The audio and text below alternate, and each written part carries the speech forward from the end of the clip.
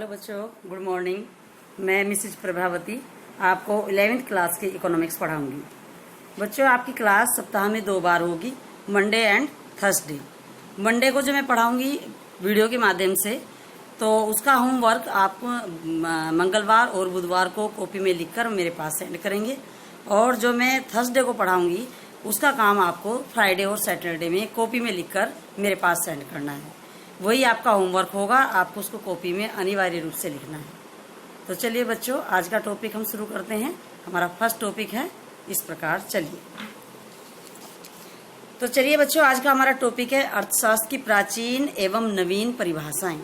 यो introduction chapter है हमारा अर्थशास्त्र की, जिसकी हम नींव कह सकते हैं कि क्या है अर्थशास्त्र। सबसे पहले उसके अर्थ को समझना जरूरी है, और अर्थ को ही परिभाषाओं के रूप में बताया गया है। अलग अलग अर्थशास्त्रियों द्वारा अलग अलग परिभाषाएं दी गई हैं। अर्थशास्त्र को बहुत ही गहनता से समझाने की कोशिश की गई है कि क्या है अर्थशास्त्र, और आज के संदर्भ में अर्थशास्त्र अपने आप में क्या वैल्यू रखता है। तो चलिए बच्चों, पहले शुरू करते हैं अर्थशास्त्र किसे कहते हैं या उसकी परिभाषाएं। मनुष्य अपनी दैनिक आवश्यकताओं की पूर्ति के लिए विभिन्न क्रियाओं में संलग्न रहता है। ये क्रियाएं आर्थिक और अनार्थिक 2 प्रकार की हो सकती हैं। सबसे पहले बच्चों, आर्थिक क्रियाएं। धन अर्जित करने के उद्देश्य से किया गया कोई भी कार्य आर्थिक क्रियाओं की श्रेणी के अंतर्गत आता है। ये बच्चों आपको बहुत ध्यान रखना है आर्थिक और अनार्थिक के अंतर को, क्योंकि पूरा अर्थशास्त्र इन्हीं 2 परिभाषाओं के आधार पर निर्भर करता है। आर्थिक क्रियाओं के उदाहरण हैं जैसे दर्जी का कपड़े सिलना, अध्यापक का कक्षा में विद्यार्थियों को पढ़ाना आदि। दूसरा टॉपिक है बच्चों अनार्थिक क्रियाएं, नॉन इकोनॉमिक एक्टिविटीज। जिन क्रियाओं का संबंध धन से नहीं होता उन्हें अनार्थिक क्रियाएं कहते हैं, जैसे मनोरंजन के लिए खेलना, देशभक्ति, प्रेम और धार्मिक भावना आदि। तो चलिए बच्चे जानते हैं कि अर्थशास्त्र का उद्गम कैसे हुआ। Origin of economics. प्रसिद्ध अर्थशास्त्री एडम स्मिथ की पुस्तक सन 1776 में प्रकाशित हुई, जिसका नाम था an inquiry into the nature and causes of wealth of nations. इसी कारण एडम स्मिथ को अर्थशास्त्र का जनक कहा जाता है, जनक या जन्मदाता कहा जाता है। सन 1890 में प्रकाशित एल्फ्रेड मार्शल द्वारा लिखित पुस्तक प्रिंसिपल्स ऑफ इकोनॉमिक्स में सर्वप्रथम इस विज्ञान को अर्थशास्त्र का नाम दिया गया। अर्थात हम कह सकते हैं कि अर्थशास्त्र के पिता एडम स्मिथ हैं। तो चलिए बच्चों, हम जानते हैं कि अर्थशास्त्र है क्या, व्हाट इज द इकोनॉमिक्स। सबसे पहला इसका अर्थ है मनुष्य अपने दैनिक जीवन में अनेक प्रकार की आर्थिक क्रियाओं में संलग्न रहता है। आर्थिक क्रियाएं जैसे हमने पीछे पढ़ी, जो काम पैसा कमाने के उद्देश्य से किए जाएं वो आर्थिक क्रियाएं कहलाती हैं, जिसका एकमात्र उद्देश्य धन की प्राप्ति करना होता है। धन अर्जित करने के उद्देश्य से किया गया कोई भी कार्य आर्थिक क्रियाओं की श्रेणी में आता है। अतः अर्थशास्त्र वह विषय है जिसमें मनुष्य की विभिन्न आवश्यकताओं एवं इन आवश्यकताओं की पूर्ति के लिए मनुष्य द्वारा की गई आर्थिक क्रियाओं का अध्ययन किया जाता है। अब बच्चों, हम अलग अलग अर्थ को जान लेते हैं जो अलग अलग अर्थशास्त्रियों ने अर्थशास्त्र के बारे में कहा है, जिनको हम अर्थशास्त्र की विभिन्न परिभाषाएं कह सकते हैं। तो देखते हैं कौन कौन सी परिभाषाएं हैं। सबसे पहले है धन से संबंधित परिभाषा, दूसरी है भौतिक कल्याण से संबंधित परिभाषाएं, तीसरी है अर्थ दुर्लभता या चुनाव से संबंधित परिभाषाएं, चौथी है आवश्यकता विहीनता संबंधी परिभाषाएं, और 5वीं है अर्थशास्त्र की विकास केंद्रित परिभाषा या अर्थशास्त्र की आधुनिक परिभाषा। तो सबसे पहले देखते हैं बच्चों, हमारी पहली परिभाषा है धन से संबंधित अर्थशास्त्र की परिभाषाएं। अर्थशास्त्र के जनक जैसे हमने पीछे बताया बच्चों, एडम स्मिथ एवं इनके समकालीन विद्वानों, समकालीन यानी उन्हीं के साथ के दूसरे अर्थशास्त्री, जैसे जिनमें हैं प्रोफेसर वॉकर, जे.बी. से और जे.एस. मिल। ये नाम बच्चों आपको याद रखने हैं, क्योंकि समय समय पर इन अर्थशास्त्रियों की बहुत सारी इंपॉर्टेंट बातें हम आगे पढ़ेंगे। आदि ने अर्थशास्त्र को धन का विज्ञान बताया है और धन से संबंधित परिभाषाओं की विभिन्न विशेषताएं बताई हैं, जैसे धन पर आवश्यकता से अधिक बल दिया गया है, यानी सबसे अधिक सब चीजों का मूल मंत्र धन ही है। तो इन अर्थशास्त्रियों ने धन पर ही अपना ध्यान केंद्रित किया है। दूसरा इनका बताया टॉपिक है भौतिक वस्तुओं को सम्मिलित करना। भौतिक वस्तुएं जिन्हें हम देख सकते हैं, छू सकते हैं, वो कहलाती हैं। मानवीय सुख का साधन भी धन ही है। और स्वहित यानी कि अपने जो भी अपने फायदे के लिए, अपने हित के से प्रेरित होकर व्यक्ति कार्य करता है, उन्हें स्वहित कहते हैं। स्वहित से प्रेरित आर्थिक मनुष्य की कल्पना करना, यानी हर व्यक्ति का अपना व्यक्तिगत स्वार्थ होता है, इसलिए अपने व्यक्तिगत स्वार्थ की पूर्ति के लिए विभिन्न आर्थिक क्रियाएं करता है, धन कमाता है और उन सब क्रियाओं से अन्य व्यक्तियों का फायदा होता है। नेक्स्ट है बच्चों सामाजिक एवं व्यक्तिगत हित। तो ये सभी परिभाषाएं हमारी धन से संबंधित हैं। तो व्यक्ति इन्हीं परिभाषाओं के जो हमारा हमने सार निकाला है, इनसे प्रेरित होकर ही व्यक्ति धन कमाता है। दूसरी है बच्चों, लेकिन इस परिभाषाओं में नए जो शास्त्री आगे आए, उन्होंने कुछ इसमें कमियां बताई और अपनी नई परिभाषा दी, जिसको कहते हैं भौतिक कल्याण से संबंधित अर्थशास्त्र की परिभाषाएं। प्रोफेसर मार्शल इसके जनक कहलाते हैं और प्रोफेसर मार्शल ने ही भौतिक कल्याण से संबंधित अर्थशास्त्र की परिभाषा इस प्रकार दी है। अर्थशास्त्र मानव जीवन के साधारण व्यवसाय का अध्ययन है, यानी उसकी सभी तरह की सामान्य गतिविधियों का अध्ययन है। यह व्यक्तिगत एवं सामाजिक क्रियाओं के उस भाग की जांच करता है जिसका भौतिक सुख के साधनों की प्राप्ति, उनके उपयोग से घनिष्ठ संबंध है। इस प्रकार एक ओर तो धन का अध्ययन है और जबकि दूसरी ओर इससे भी अधिक महत्वपूर्ण है मनुष्य के अध्ययन का एक भाग। यहाँ परिभाषा को उन्होंने थोड़ा सा धन से हटा करके, यानी धन भी व्यक्ति के लिए जरूरी है, लेकिन उससे पहले मनुष्य का स्वयं का कल्याण भी। और मनुष्य का कल्याण केवल धन से ही नहीं हो सकता, उसकी आत्मिक संतुष्टि, उसके कार्य अनेक प्रकार से पॉसिबल है। इसलिए ये परिभाषा पहली परिभाषा की तुलना में थोड़ी सी अच्छी है। तो देखते हैं इसकी कौन कौन सी विशेषताएं हैं इस परिभाषाएं की। सबसे पहले ये बच्चों मानव कल्याण का अध्ययन। इन्होंने मनुष्य के कल्याण को इसमें जोड़कर इस परिभाषा को एक आधुनिकतम रूप दिया है, अधिक विस्तृत कर दिया है। दूसरा है सामाजिक एवं आर्थिक गतिविधियां, क्योंकि मनुष्य एक आर्थिक व्यक्ति ही नहीं बल्कि एक सामाजिक व्यक्ति भी है। वो समाज में रहता है, सामाजिक गतिविधियों को पूरा करता है, सभी गतिविधियों में भाग भी लेता है, इसलिए वो केवल आर्थिक व्यक्ति ना होकर सामाजिक व्यक्ति भी है। नेक्स्ट है धन, मनुष्य, मानव एवं धन। मनुष्य धन के लिए है और धन मनुष्य के लिए, दोनों एक दूसरे के पर्याय हैं, एक के बिना एक अधूरा है। नेक्स्ट है बच्चों कला तथा विज्ञान का मिश्रित रूप।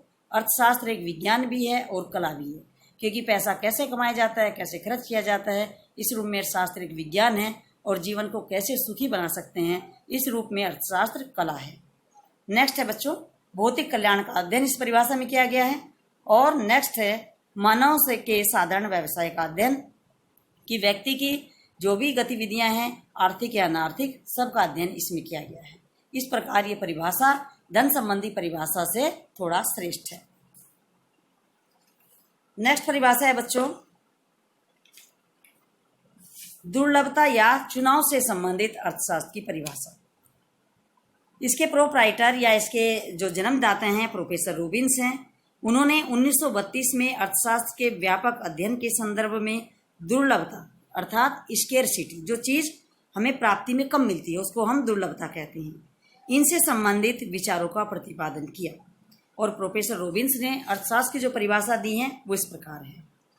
अर्थशास्त्र वह विज्ञान है जो निर्धारित लक्ष्यों और उनके वैकल्पिक उपयोग वाले उपलब्ध सीमित साधनों से संबंधित मानव व्यवहार का व्यापक अध्ययन करता है। यहाँ कहा गया है कि व्यक्ति के पास आवश्यकताएं तो बहुत ज़्यादा हैं, लेकिन उनको पूरा करने के लिए साधन बहुत सीमित हैं और उन साधनों के वैकल्पिक प्रयोग संभव हैं। तो जब हम बहुत सारे साधनों की बहुत सारी आवश्यकताओं की पूर्ति सीमित साधनों से करते हैं, तो यहाँ एक चुनाव की समस्या पैदा होती है कि किस जरूरत को हम पहले पूरा करें और किस जरूरत को बाद में करें। यह विवेकपूर्ण व्यवहार करना अर्थशास्त्र ही सिखाता है। तो इस परिभाषा के आधार पर जो तथ्य सामने आए हैं, जो विशेषताएं सामने आई हैं, वो इस प्रकार है बच्चों। देखिए, आर्थिक क्रियाओं के वैकल्पिक साधन, यानी जो हमारी जो आर्थिक क्रियाएं हैं वो साधनों के बहुत सारे मल्टीपल यूजेज करके हम पूरी कर सकते हैं। जैसे बिजली है तो बिजली को हम बहुत सारे इस्तेमाल कर सकते हैं, इसमें बताने की आवश्यकता नहीं है। दूसरा है बच्चों सीमित साधन। व्यक्ति के पास जो साधन हैं, यानी उन आवश्यकताओं को पूरा करने के लिए, जैसे धन है, श्रम है, कार्यकुशल उद्यमी हैं या अन्य आधुनिकतम तकनीक हैं, ये सीमित है। आवश्यकताओं की तुलना में ये बहुत सीमित है, तो साधन हमारे पास सीमित है। नेक्स्ट है बच्चों अनंत आवश्यकताएं। हर व्यक्ति की जरूरतें बहुत ज़्यादा हैं, तो चयन की समस्या है नेक्स्ट टॉपिक, क्योंकि ऐसी स्थिति में चयन की समस्या पैदा होगी, किसको पूरा करें किसको छोड़ें। और नेक्स्ट है बच्चों तीव्र आवश्यकता का अनुभव। तो व्यक्ति हर जरूरत को पूरा करना चाहता है कि मैं सबसे पहले सभी जरूरतों को पूरा कर लूँ, इसको कर लूँ उसको कर लूँ, लेकिन ऐसा पॉसिबल नहीं है, क्योंकि हमारी जो कंडीशन है कि साधन सीमित हैं। तो ऐसी स्थिति में व्यक्ति सबसे पहले सबसे तीव्र आवश्यकता की पूर्ति करेगा, उसके बाद अन्य की बारी आएगी। तो ये परिभाषा मेरे दृष्टिकोण से भी पहली दूसरी परिभाषाओं की तुलना में काफी श्रेष्ठ है। नेक्स्ट है बच्चों चौथी परिभाषा है हमारी आवश्यकता विहीनता संबंधी परिभाषा। जब हम बहुत सारी आवश्यकताओं बहुत सारे साधनों के बीच एक अंतर्द्वंद में फंसे हुए हों, ऐसी स्थिति में भारतीय अर्थशास्त्री प्रोफेसर जय के मेहता ने एक नई परिभाषा दी है जो अर्थशास्त्र में वास्तव में बहुत ही महत्व रखती है। उन्होंने अपनी परिभाषा को इस प्रकार व्यक्त किया है कि मनुष्य अपनी आवश्यकताओं को सीमित कर वास्तविक सुख और शांति प्राप्त कर सकता है। उनका मानना है कि आवश्यकता विहीनता की स्थिति प्राप्त करके ही वास्तविक जीवन में सुख की प्राप्ति संभव है। साथ ही मनुष्य की आवश्यकताएं सीमित व कम होनी चाहिए, क्योंकि आवश्यकताएं पूरी न होने पर कष्ट का अनुभव होता है। जैसे कि आप बच्चों समझ गए होंगे, आवश्यकता का विहीनता का मतलब है कि जब आवश्यकताएं बहुत कम आदमी अगर ये रखें, अपनी बहुत जरूरतों को ना बढ़ाएं, तो अपने आप जीवन में शांति और सुख की प्राप्ति होगी। तो आवश्यकता कम से कम रखें, ये एक मोरल संदेश भी है और एक आर्थिक संदेश भी है। तो ये बच्चों अपने आप में हम जितना भी फॉलो कर सकें इस आवश्यकताओं को हमें फॉलो करना चाहिए। इस परिभाषा की कुछ विशेषताएं इस प्रकार हैं, जैसे यह परिभाषा मनोवैज्ञानिक और नैतिकता पर आधारित है, जैसे कि हमने कहा है कि मोरल संदेश भी है। दूसरी है व्यक्ति के सुख को मानव जीवन का लक्ष्य माना गया है, क्योंकि वास्तव में बच्चों यही स्थिति है वास्तव में भी कि व्यक्ति का सुख, हर व्यक्ति के जीवन का लक्ष्य या सार यही है कि वो ज्यादा से ज्यादा सुख प्राप्त करे, और वो कब होगा जब उसकी आवश्यकता कम होगी। नेक्स्ट है बच्चों प्रोफेसर जे के मेहता के अनुसार अर्थशास्त्र एक आदर्श विज्ञान है। आदर्श इसलिए है यानी अच्छा इसलिए है, श्रेष्ठ इसलिए है क्योंकि व्यक्ति को ये सिखाता है कि वो किन जरूरतों को पूरा करे, किन को नहीं करे, आवश्यकताएं कितनी कम से कम कर सकता है, और कैसे वो पैसा कमाए, कैसे वो खर्च करे।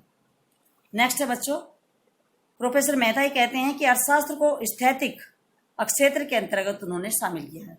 स्थैतिक का मतलब यह है जो वर्तमान में जो सिचुएशन हो, परिस्थितियां हो, उनके अनुसार अपने आप को और इकोनॉमी को ढाल देना ही सर्वश्रेष्ठ तरीका है।